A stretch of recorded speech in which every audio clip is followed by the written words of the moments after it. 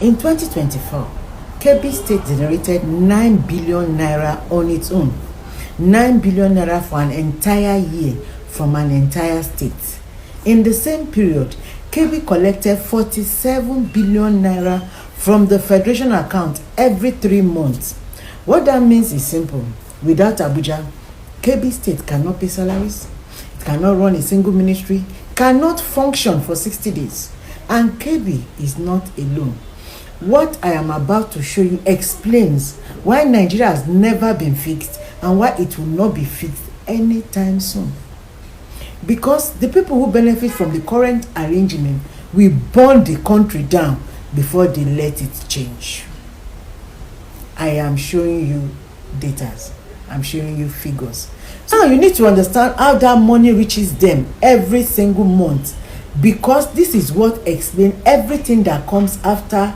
FAAC has 3 components: statutory allocation shared partly by population, VAT collected nationally, redistributed equally to all 36 states regardless of who generated it, and EMTL, the 59 charges on every bank transfer above 10,000 naira, which flows to wherever the receiving bank is headquartered. The North wins on population in the statutory formula because of census figures and the numbers of states they have. The North wins on VAT distribution because VAT is shared equally, and states with almost no commercial activity collect the same base shares as states generating billions. And on EMTL, the North collects its population formula shares, even though it generates almost none of its digital transaction that produce that levy. The result in that state, generating almost nothing on their own, collect hundreds of billions from a formula that rewards their size, not their productivity. And 21 states in this country depend on federal allocation for at least 70% of their revenue. The majority of those 21 states are in the North. President Tinubu sent tax reform bills to the National Assembly. One proposal in those bills would have changed the VAT distribution formula to link it to where economic activity actually happened.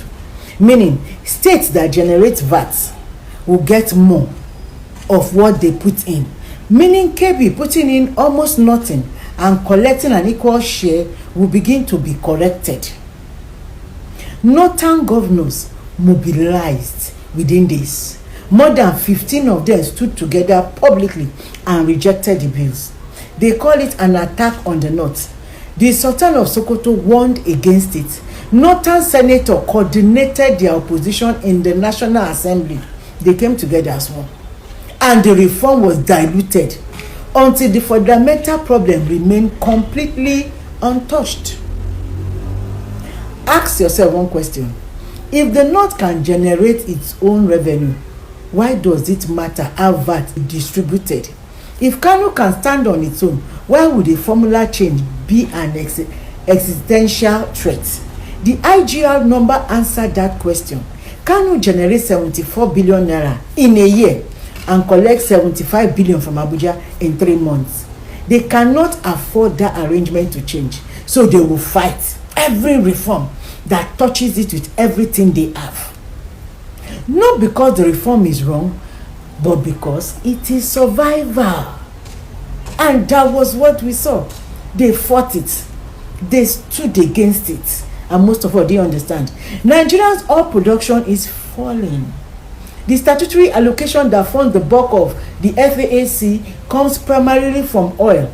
As oil declines, FAAC shrinks.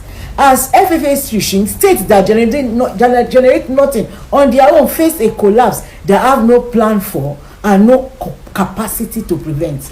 The tax reform bills they killed also contain provision to help states build independent revenue capacity. Provision that would have helped northern states reduce the dependency they are currently drowning in. They killed the cure along with the threats. So the question is not whether this formula is fair. The question is what happens to 12 northern states when oil runs out and the monthly collection stops, and the governor who organized to kill that reform have no answer because they choose the collection over the future of their children, over the future of their states. They want the immediate one that solves their problem. And before I close, I want you to hear something that nobody is saying out loud in Nigeria. Political commentary. The Igbos of the Southeast are agitating for Biafra, for separation, because decades of marginalization under this formula, 5 states instead of 6, no oil, no derivation, no bank headquarter, no formula advantage anywhere, have pushed a significant number of them to conclude that Nigeria has nothing for them. That is what desperation looks like when it has been sustained for 50 years. The Yorubas of the Southwest are not agitating for separation, but they do not need to. Lagos alone generates 1.26 trillion naira on its own. The entire Southwest generates 5.4 trillion naira in 5 years from its own internal economy. The Southwest can survive without Abuja. They know it, and that confidence is why the agitation sounds different. They are not begging. They are not negotiating from a position of strength. The South sits on the oil that funds the entire country. They know what they have. They know what they contribute. But the derivation formula caps their return at 13%. The VAT value formula sends their commercial revenue elsewhere. And the political class that controls their governor keeps them inside an arrangement that takes from them twice. They have the leverage, they've never used it collectively because their governors keep trading their leverage for position in Abuja. And the northern political class is not ready to change this narrative. Not because it's impossible, but because change means building an economy, taxing your own people, attracting investment, creating an IGR base that can sustain government without Abuja. That is hard work that takes a year. Collecting from federation account every month is easy, so they are not ready to do it. And easy always wins until it cannot anymore. The ordinary people of the north are also suffering under this arrangement. The money arrives, the government takes, the people see nothing, but as long as the political class can keep collecting and keep blaming the South for Nigerians' problem, they will never have to answer for what they have done with decades of allocation. Do you understand that? Kebbi generates 9 billion naira a year and collects 47 billion from Abuja every 3 months. Yobe generates 10 billion and collects 42 billion. Borno generates 19 billion and collects 52 billion. These numbers are not political. They are published by the National Bureau of Statistics and they are available to anyone who looks.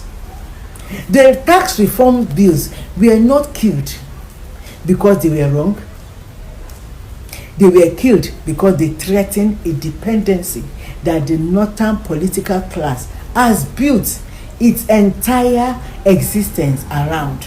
And until that dependency is either fixed or collapsed by falling oil revenue, no reform will survive long enough to change anything.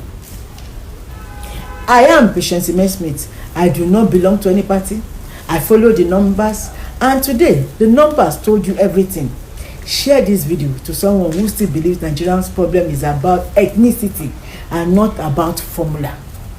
And drop your zone in the comments. Tell me how this arrangement has affected you personally. I'll be reading and replying every comment. And follow me also on my YouTube channel. My name there is also Patience Smith.